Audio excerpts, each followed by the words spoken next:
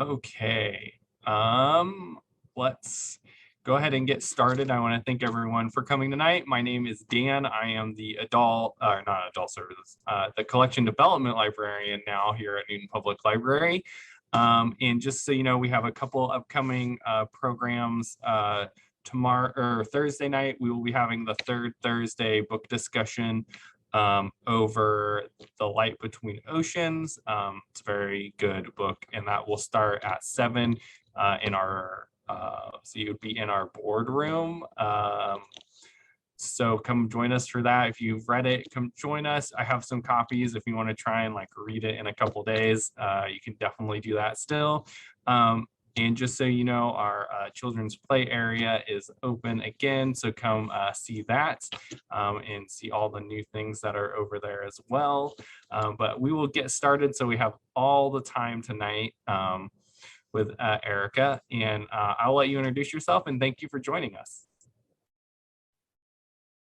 Yeah, thank you for having me. My name is Erika Nelson.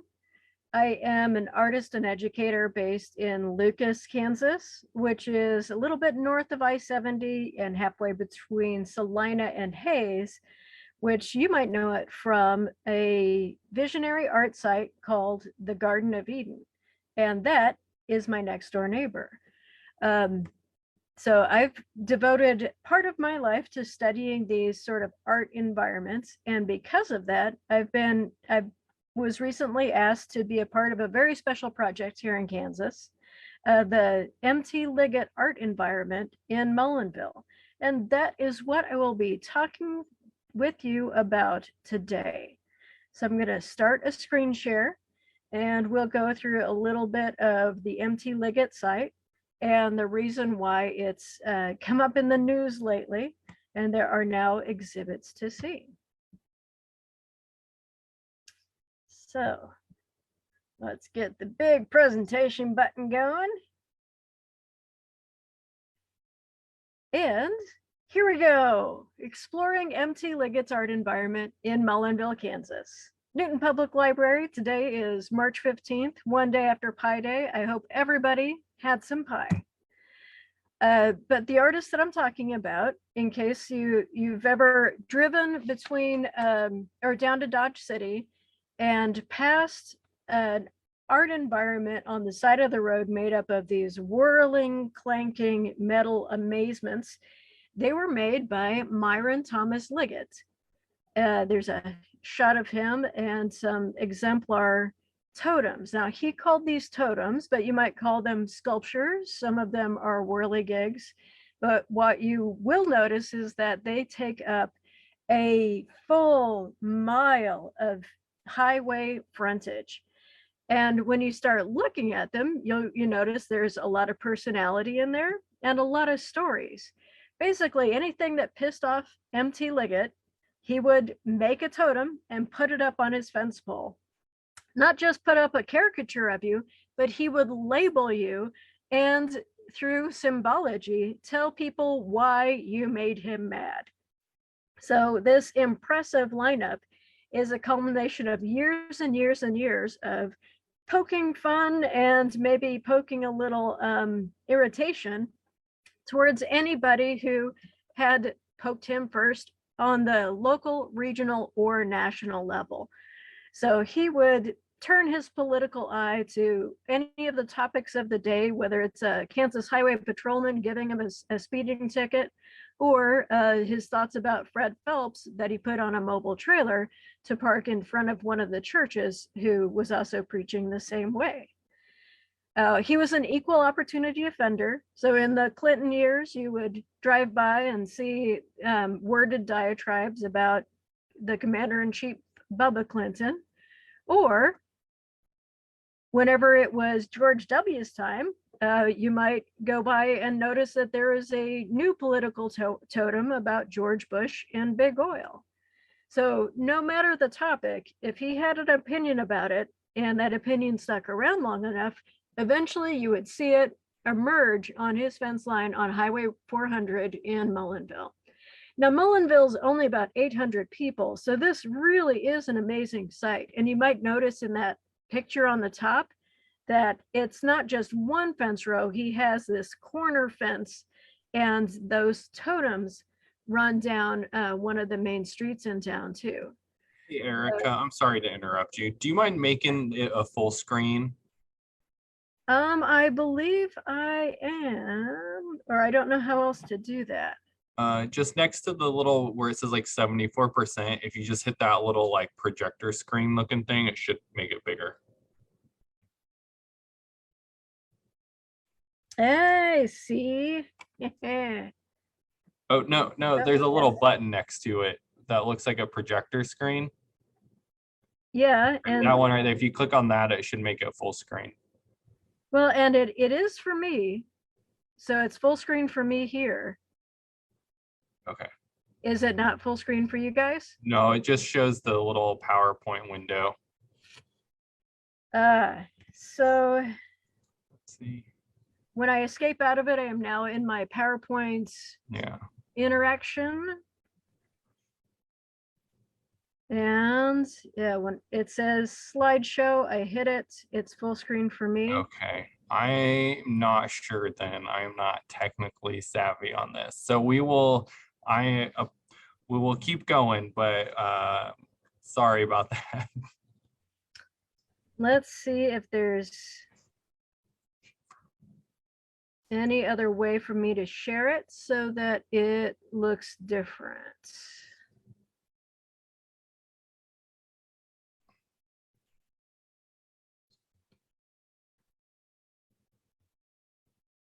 Maybe screen instead.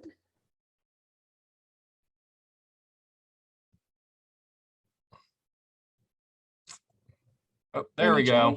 Yeah, okay, perfect. Good.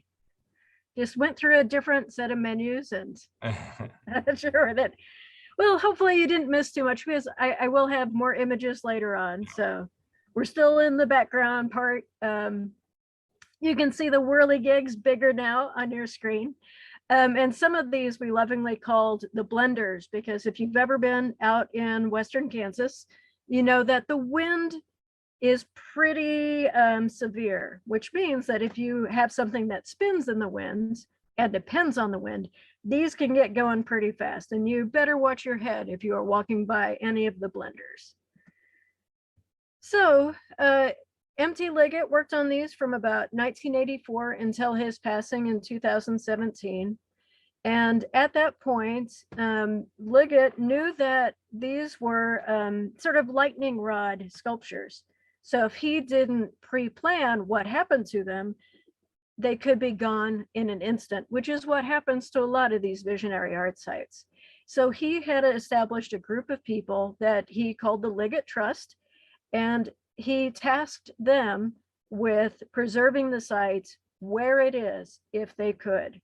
So in 2019, Kohler Foundation entered into an agreement with the Liggett Trust, acquired the property, and started a restoration process, keeping the sculptures where they are, and constructing a visitor center at the site of the studio where so many people had visited MT while he was working.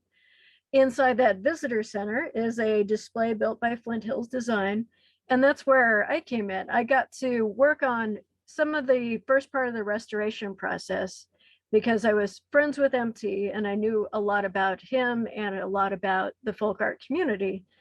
But whenever it came to build the displays, they needed somebody to write the story, put them together with the images, and help create an interpretive set of panels that could help tell MT's story once, now that he is gone and can't do that for himself. In 2021, restoration was completed. The property transferred to the caretakers of the site, 547 Art Center in nearby Greensburg. And on October 5th, there's a grand opening of the Liggett Art site, revealing the materials. Now, in curating the site, it not only is it a massive site, it's also a complex human being and a lot of histories that the local people might not have known if they weren't invited into Liggett's studio very often. Or even as a visitor, you didn't always get to hear the stories behind the sculptures. So during that first restoration process, we did a lot of gathering of images, but also just investigating those sculptures to see how they're made. And you can see on the left a shot of one of the totems and how they're constructed. They're all made out of metal. They're welded together, sometimes out of normal materials, but they're sort of stacked with stems that kind of slide onto a pole, and sometimes they are topped off with a whirligig. But in MT's studio, he also photographed every sculpture he made.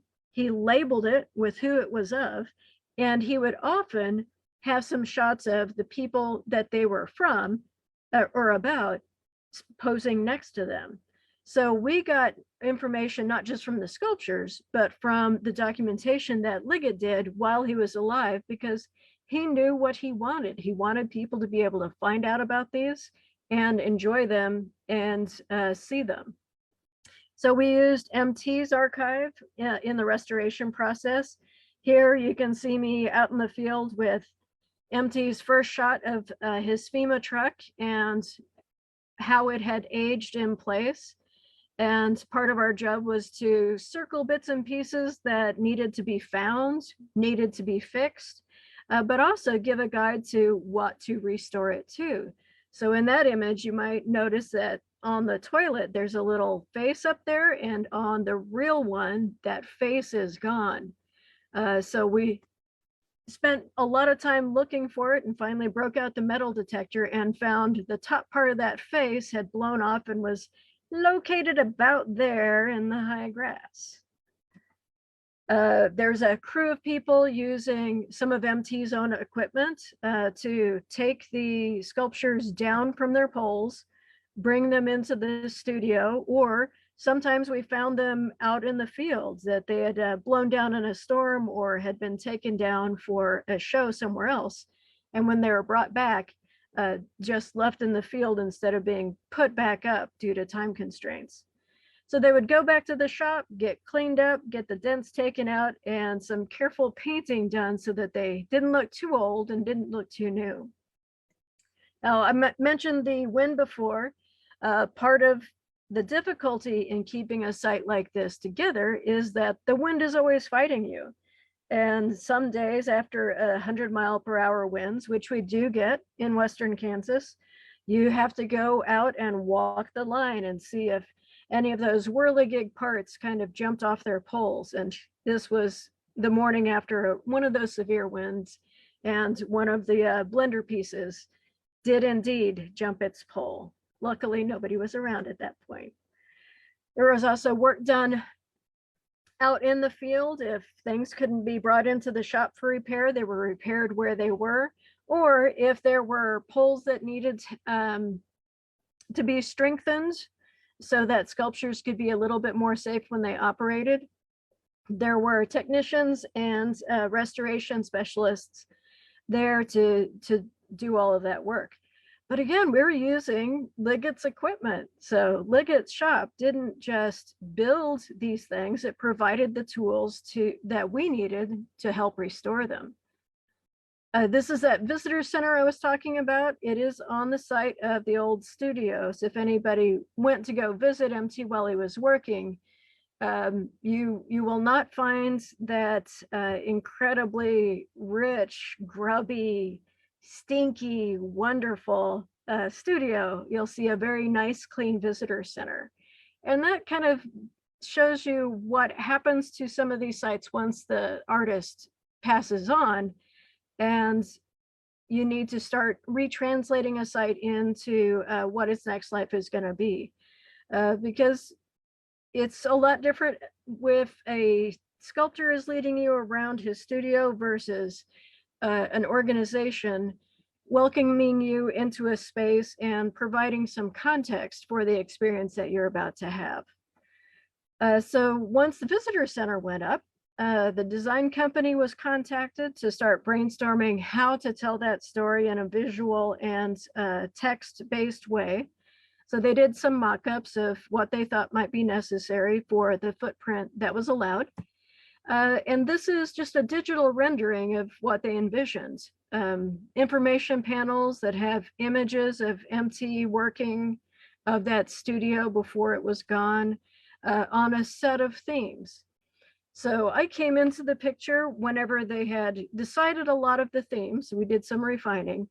And my job then was to write 500 to 1,000 words about each of these panels and find the images and the permissions that help tell that complete story. So here's another view of how those panels started shaping up, and I'll go through a couple of them in a little bit more detail.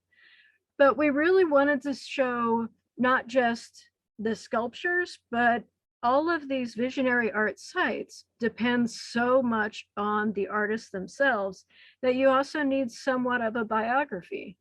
So the panels were started at the beginning with who was M.T. Liggett, explaining a little bit about art environments, not just in the nation, but also other ones in Kansas.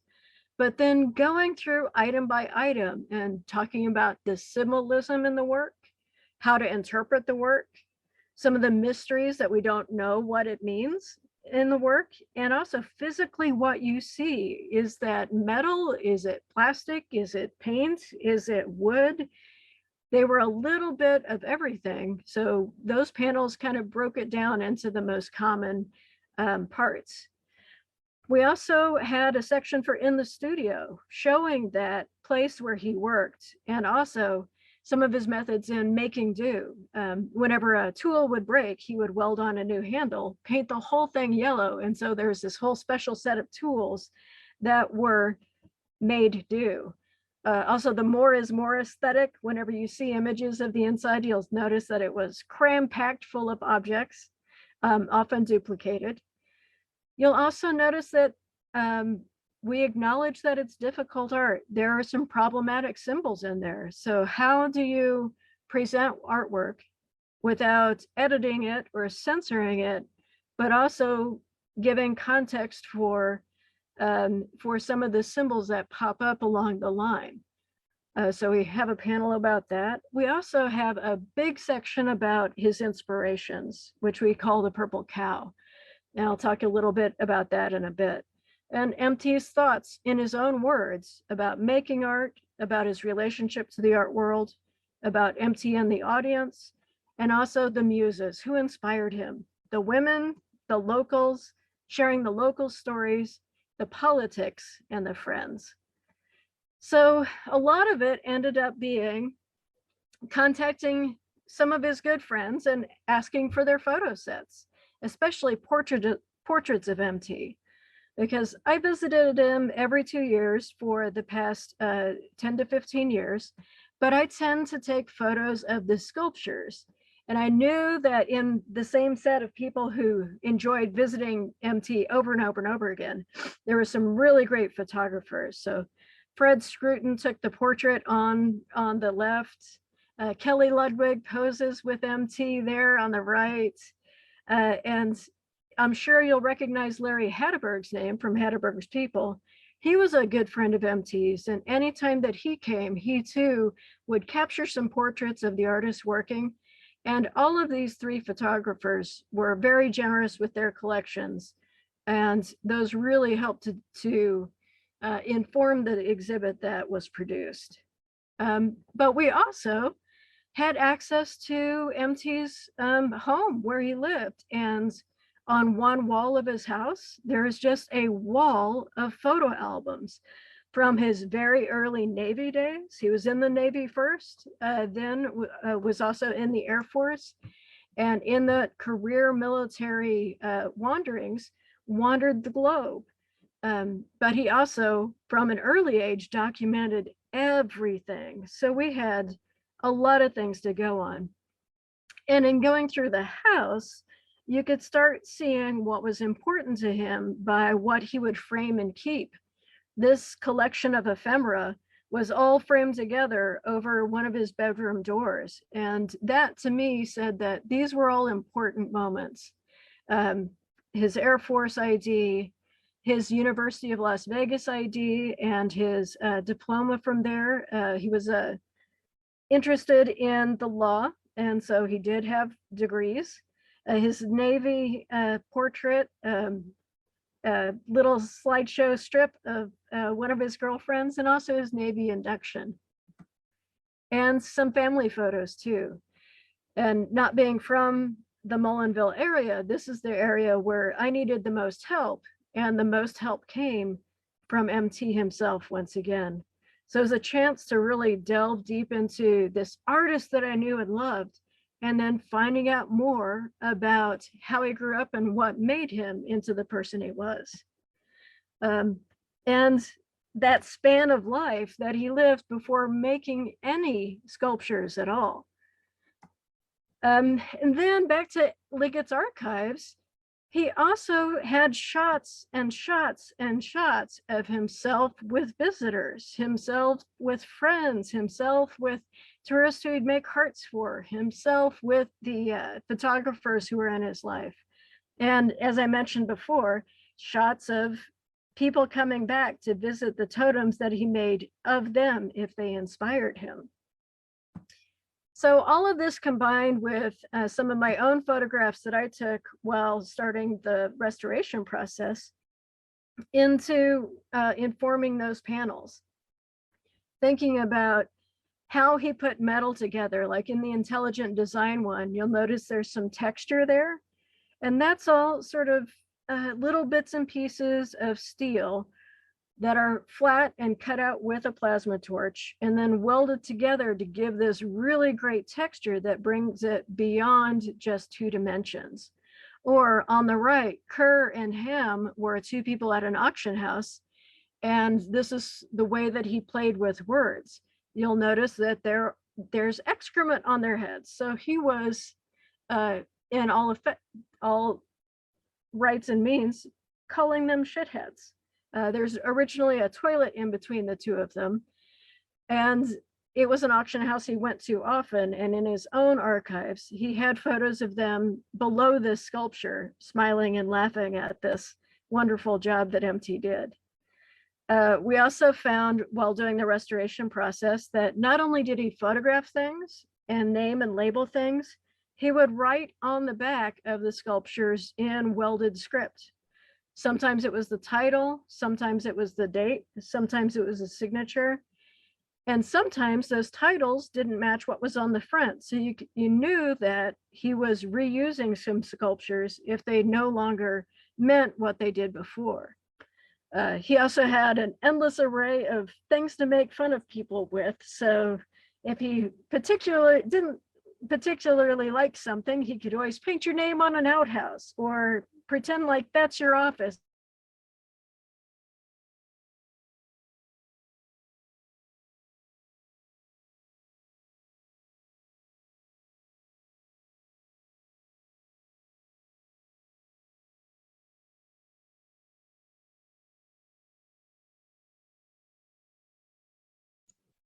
Hi, everybody. I think we may have run into a minor technical difficulty, so just give us a minute here. Oh, we're back. Yep. Little pause there when the sensors got a hold of me. Right. Let me reshare my screen and no problem. Thank you for your patience. All right, are we back to full screen?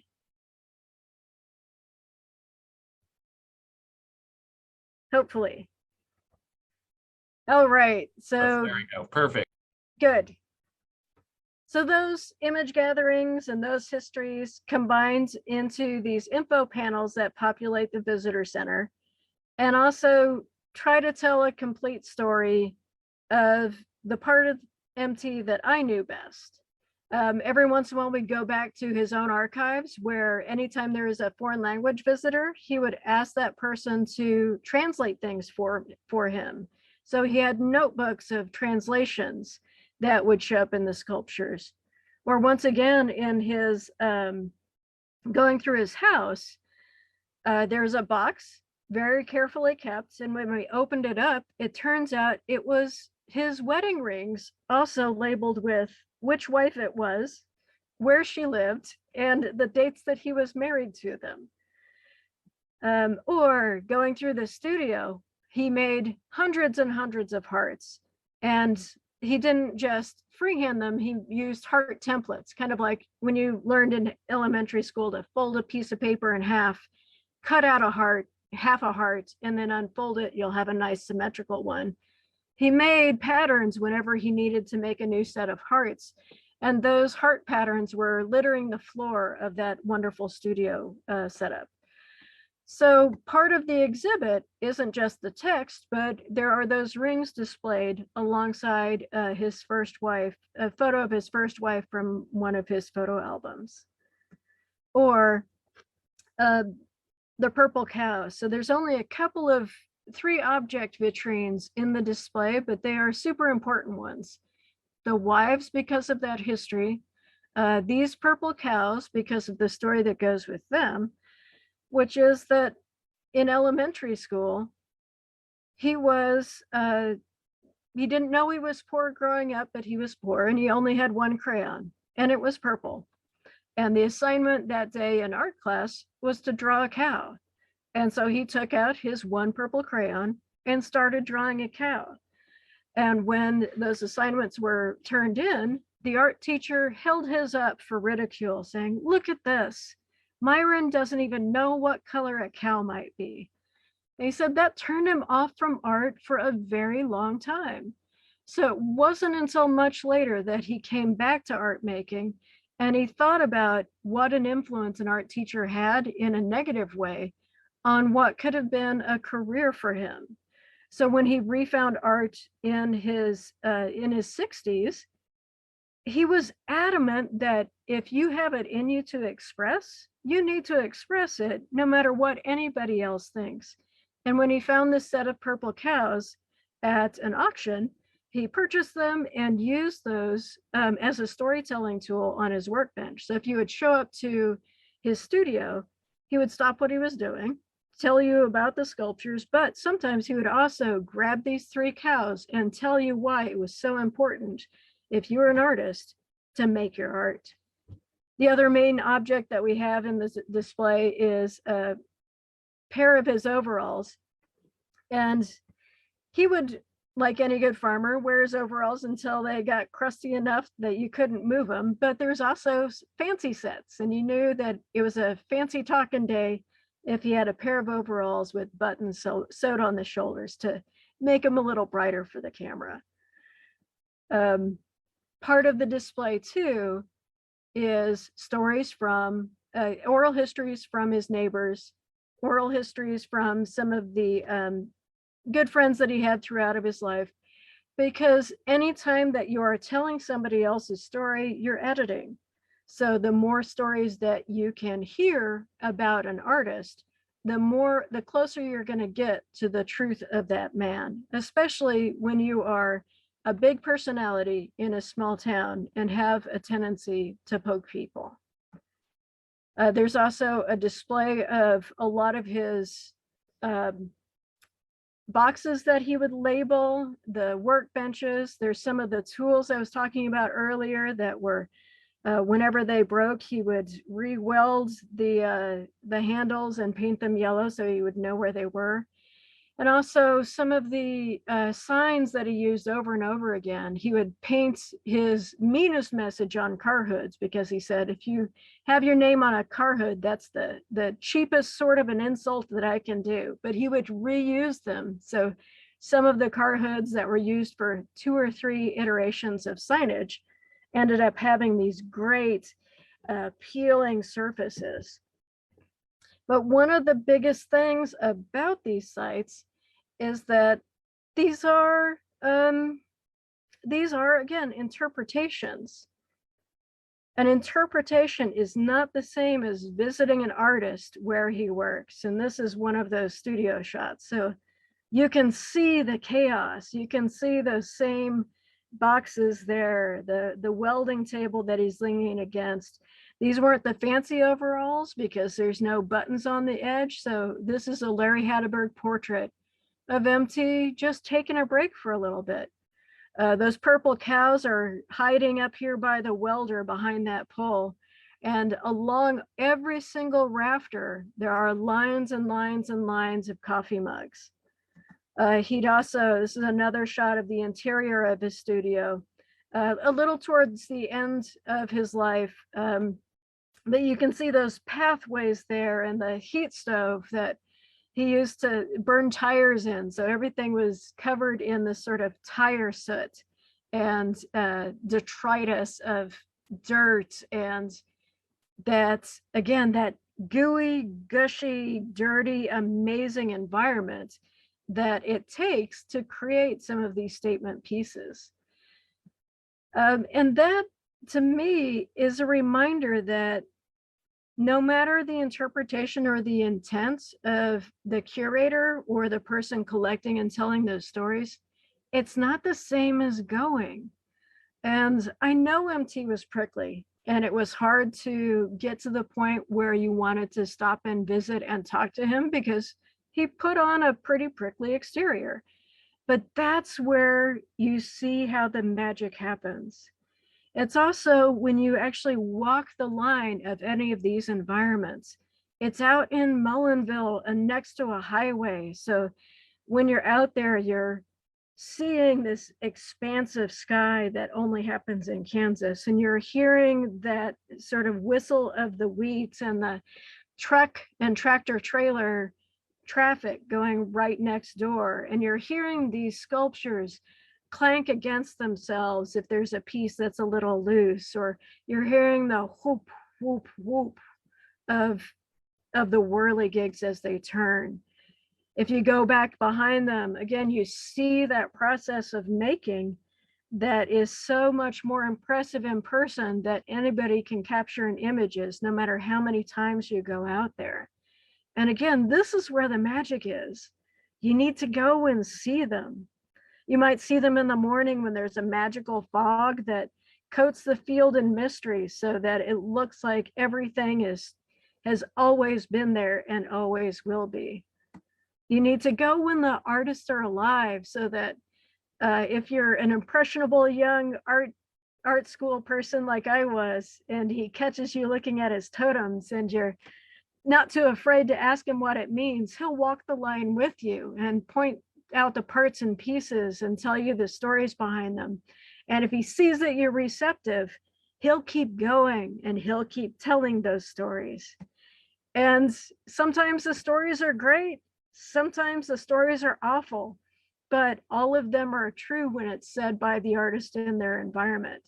Past that, we're only telling the stories that we've heard, or in MT's own words, if you're an artist, you need to be telling your own stories.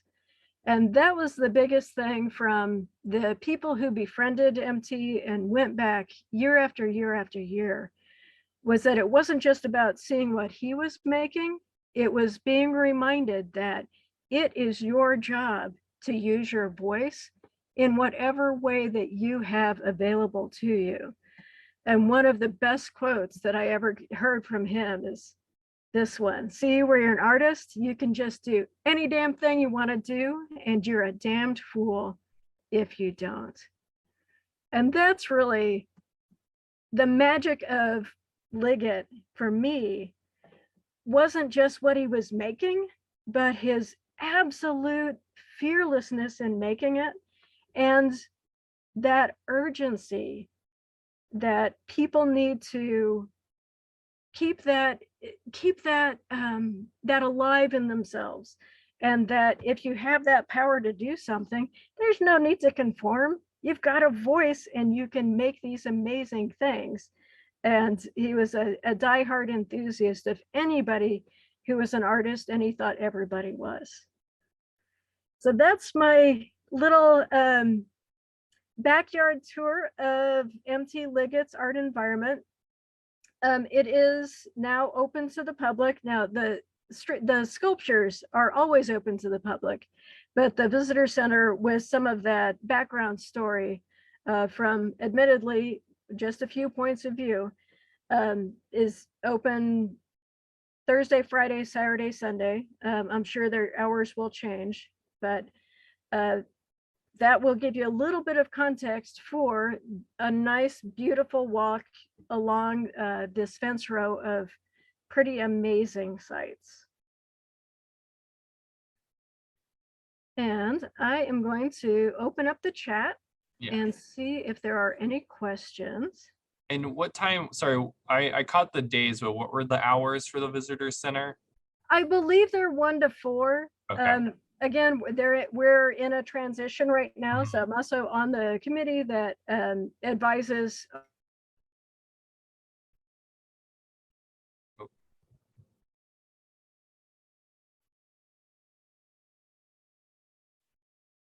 think we may have had another little pause here, but if you have any questions, you can either put them in the chat or in the little Q&A thing.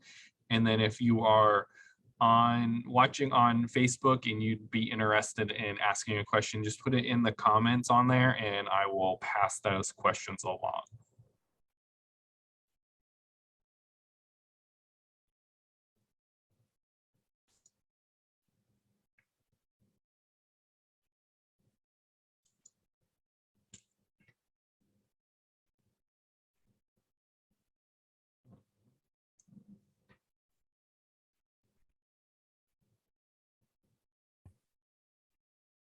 Hi, Erica.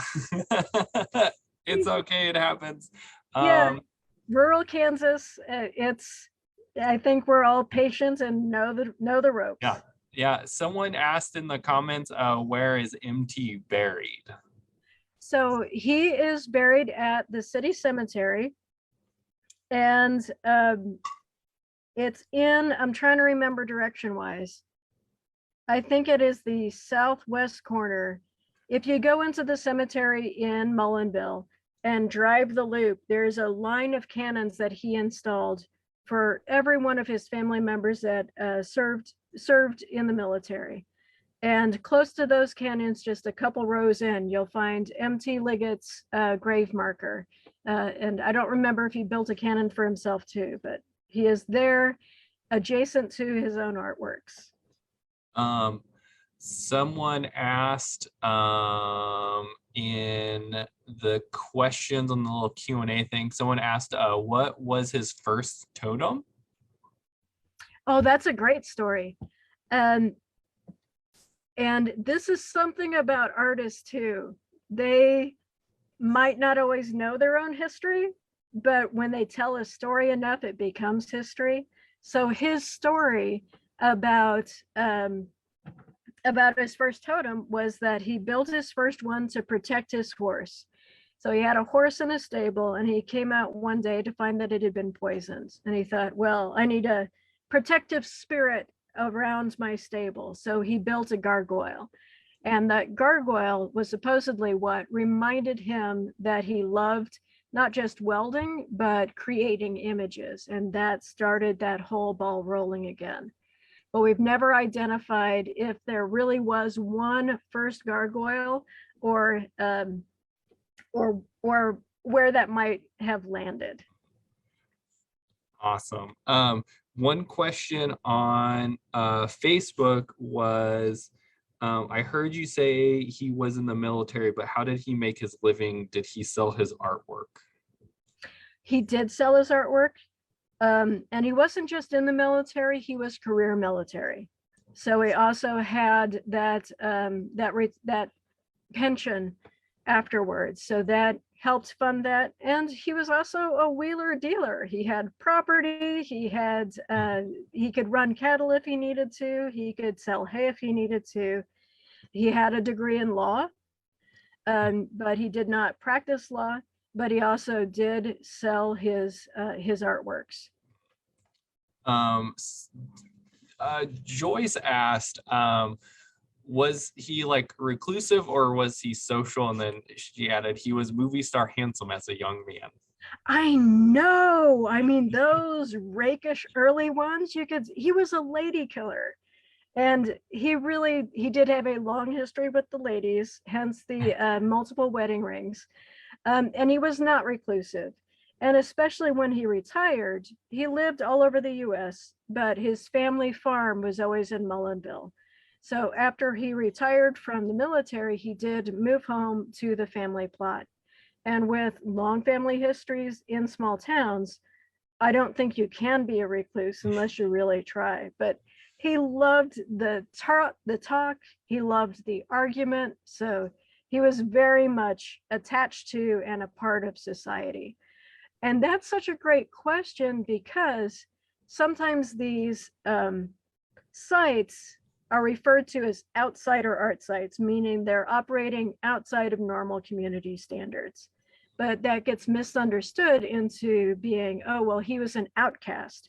He wasn't. He was part of the fabric of Mullinville, good or bad, whether you liked him or not. He was your neighbor, and he did not let you forget that. And most of these sites are made by people who are very embedded and very involved in their communities. And see here, Cynthia asked, what was his favorite piece? Also a great question. His favorite piece was the next one. Once he had it, once he made it, once he had the idea and completed doing it, that piece was done. And he didn't need to think about it anymore. So he was excited about and in love with the next idea. And while he was working on something, he would tell you excitedly about what he was going to build next. And it was always the next one that was his favorite. Bill asked, how long have you been doing this, like working with the MT museum and everything? Well, I've been working with these sort of environments since for about 20 years. But it's sort of as an outreach of some of my own work. So I got my MFA from the University of Kansas and was teaching there when 9/11 happened. And I decided that I didn't want to pursue a tenure track teaching position like I was geared up to do. I wanted to sell everything that I owned and move on the road and just find art environments in rural towns that were really making the difference that I was taught that art was supposed to do. So I sold everything and moved into a bus and just toured the country looking for these sites.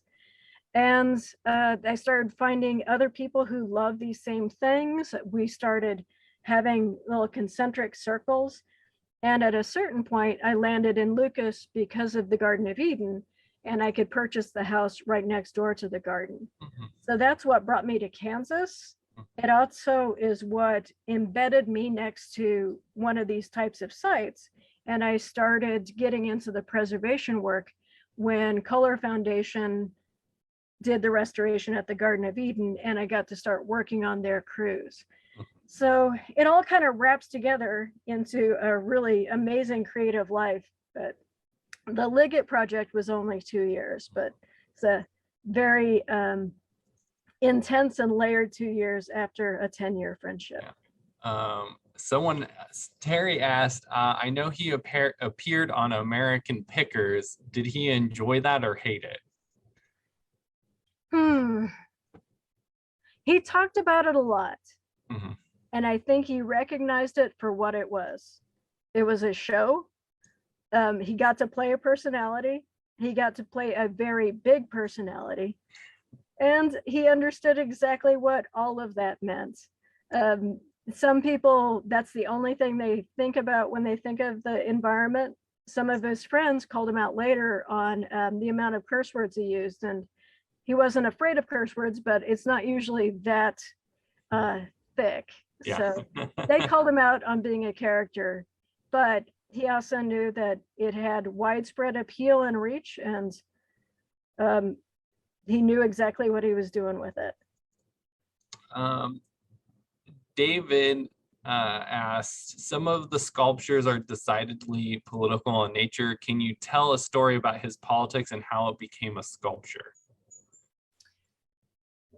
So early in some of the slides, I kind of showed that equal opportunity offender portion of it. He was, I believe, registered Republican, and that's usually what he ran on for local office. But he he really did poke fun at anything that he thought was wrong with the system that was in place. So in Democratic years, the sculptures would be interpreted as Republican. In Republican years, the sculptures would be interpreted as being Democratic or maybe Libertarian, because it really was pointing out the things that were going wrong in the elected officials.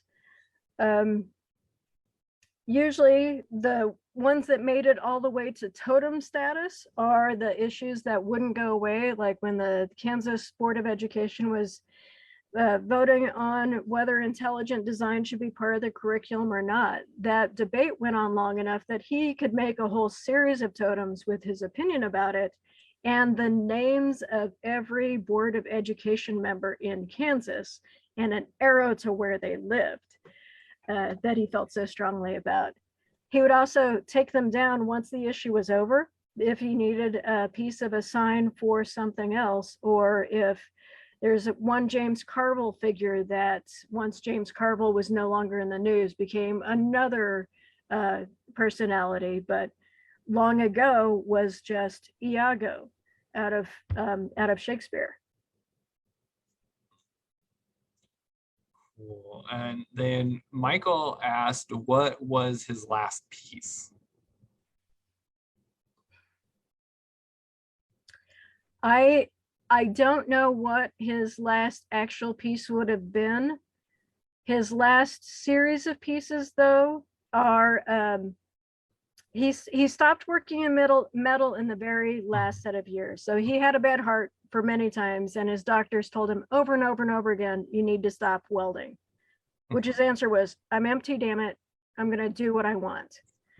But he did realize that he did need to not weld in the last couple of years. So the thing that was on the bench were these series of wooden hearts. So he just would mass produce heart after heart after heart after heart, have this table of, it was almost like icing cookies for this area that you love, and just painted in red, and red drips down the table legs, and series of names starting on those wooden hearts. Awesome. Bill asked, are you able to give a program to groups, say like the two Kiwanis clubs or other kind of clubs like that? And how would they get in touch with you if you were willing? I do a lot of lectures through the Humanities Council, and I'd love to talk to groups. I can drop my business email in the chat, and you can always get to me that way. But if you have a pen and paper ready, yeah. Erika.kcaic@gmail.com will get to me. But it is Erika with a K, so you might want to look at the chat and make sure you've spelled it correctly once I type it in. And then Joyce just said, I so enjoyed your presentation, and I hope I can see this art in person. Yes, because I just showed you pictures, yeah, and they are only pictures. They really don't replace the sensation of walking in the Kansas wind and feeling what it does to your hair, and looking over at a sculpture, going like mad, and realizing that you're connected to this artwork by being in its presence. And you may have mentioned this, do you have a favorite piece? Yeah, one of my favorite sets is a Jesse Helms and Margaret Thatcher in Love piece, which is their references for the art world and sort of that international set. And not everybody understands who they are, but for me, that really showed his level of paying attention to international politics and politics in the art world. And just that imagination of putting these two characters together in this ridiculous tableau while simultaneously making fun of them. Awesome. Well, does anyone else have any more questions? Someone, Letha, said, thank you. You personified MT well and made him come to life for us. Oh, good. Oh, Bonnie asks, is there a phone number one can call for the current times and days for the visitor center? Let me see if I can look that up for you, Bonnie. Because I don't have that information with me either on hand. Yeah, and I can look up the 547 Art Center is their caretaker also. And I will find out what their number is.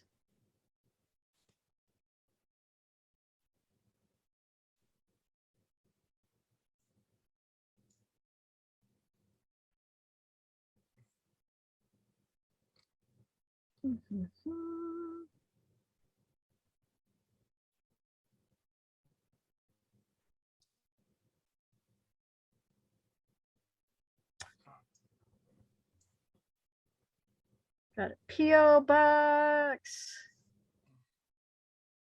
That doesn't help.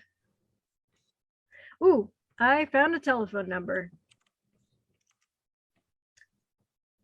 And that telephone number is 620-723-2600.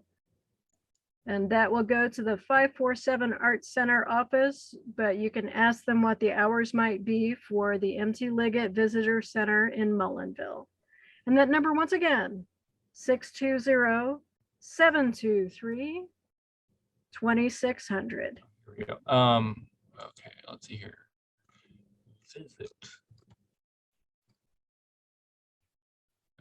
Sorry, my computer is a little slow while Zoom's going. Right now, the Visitors Center, it does say open Thursday through Mondays, 1 to 4 p.m. Or you can view the outdoor artwork 24/7. And then, and then the MT Liggett Art Environment phone number is, we'll post it in chat for you. Oh, it is the same phone number that Erika posted for the Visitor Center. Yep. So that is the correct way to get a hold of them.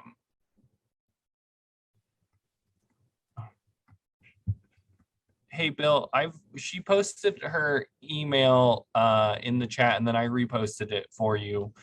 And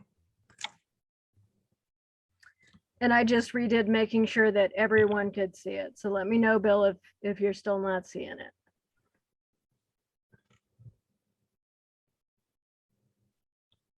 Joyce, I know at one point we had about 30 to 40 people in the room, and I don't know how many people are watching on Facebook till I end the Facebook live stream.